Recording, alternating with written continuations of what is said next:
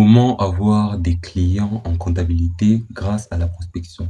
Dans cette vidéo, on va voir l'erreur que je vois souvent commettre les experts comptables lorsqu'ils font de la prospection et qu'ils veulent acquérir des clients grâce à la prospection. Ce dont nous allons parler dans cette vidéo m'aide, moi personnellement, à booker en moyenne un appel de vente par jour, un rendez-vous qualifié par jour. Et ça, sans non plus passer des heures et des heures à prospecter. Ok. L'erreur que je vois souvent, que je vois la majorité des experts comptables commettre lorsqu'ils font de la prospection, c'est que ils ne se différencient pas. Déjà, vis-à-vis du message en lui-même, le message qu'ils envoient, et de leur profil. Déjà, on va parler du message en lui-même.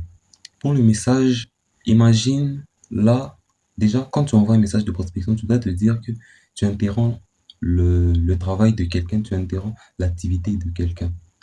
Mets ça toi en tête. Mets-toi à la place de ton prospect. Tu envoies le même message que tes concurrents. Tu ne différencies pas ton message. Ton message n'attire pas l'attention du prospect.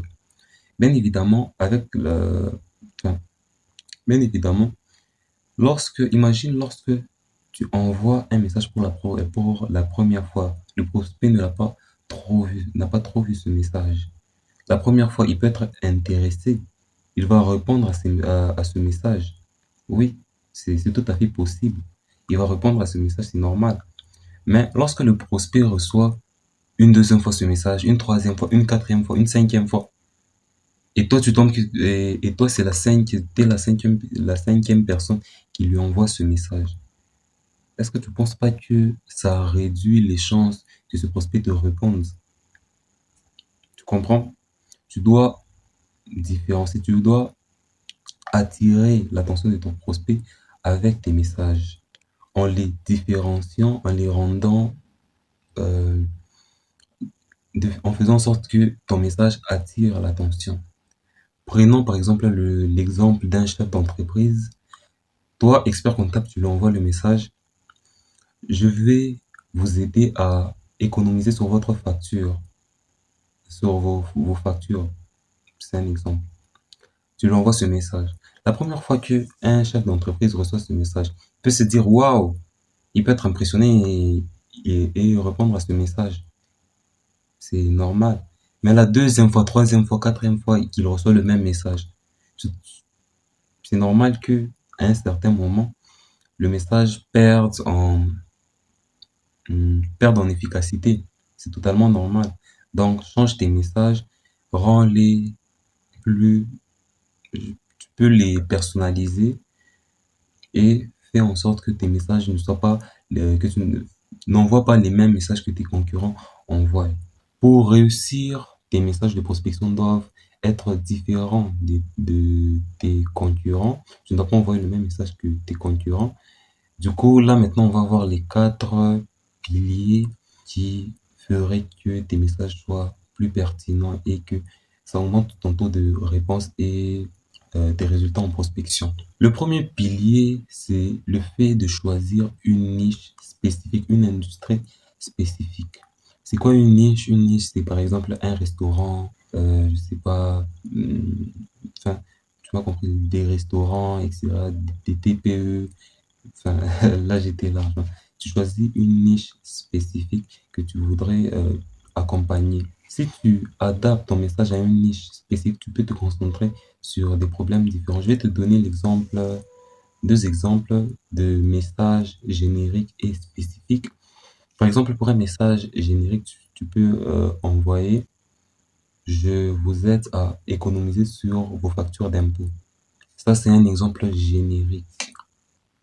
Et là, pour un exemple plus spécifique, par exemple pour le domaine de la construction, pardon, tu peux envoyer le message, tu peux lui dire: je vous aide à économiser sur vos factures fiscales grâce à des stratégies adaptées au milieu de la construction afin que vous puissiez réinvestir vos gains dans des meilleurs équipements. Ça, c'est un exemple spécifique pour le domaine de la construction. Tu vois déjà qu'il y a, qu'il y a une différence.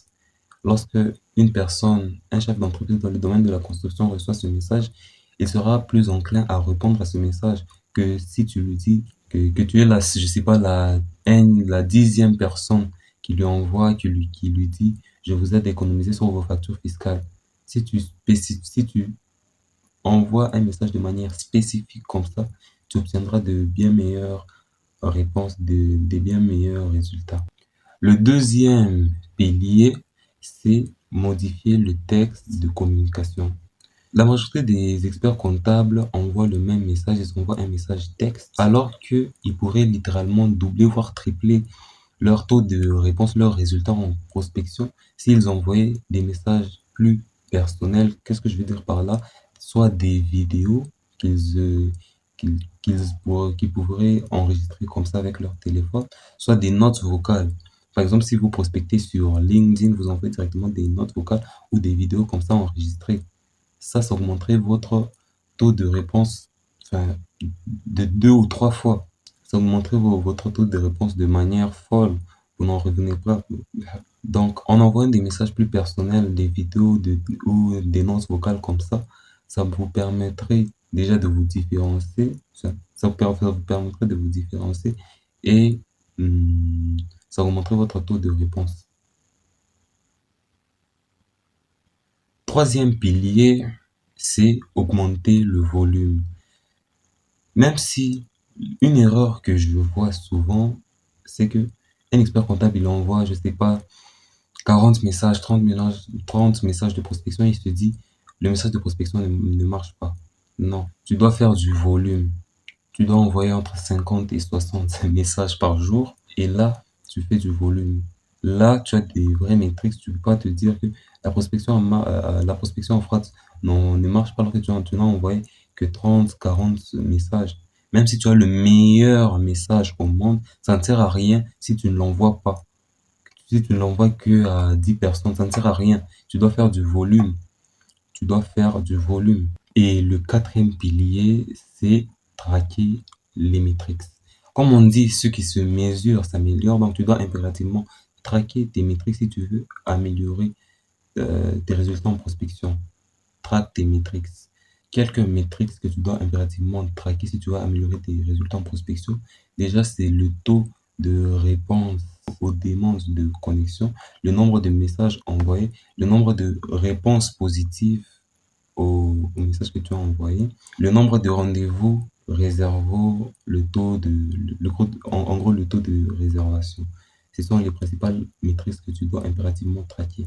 En mettant en place ces 4 piliers, en suivant ces 4 piliers, tu peux doubler voire tripler ton taux de réservation au rendez-vous qualifié. Donc, mets en place ces 4 métriques, arrête de faire l'erreur dont je t'ai parlé en début de vidéo et applique face à l'action.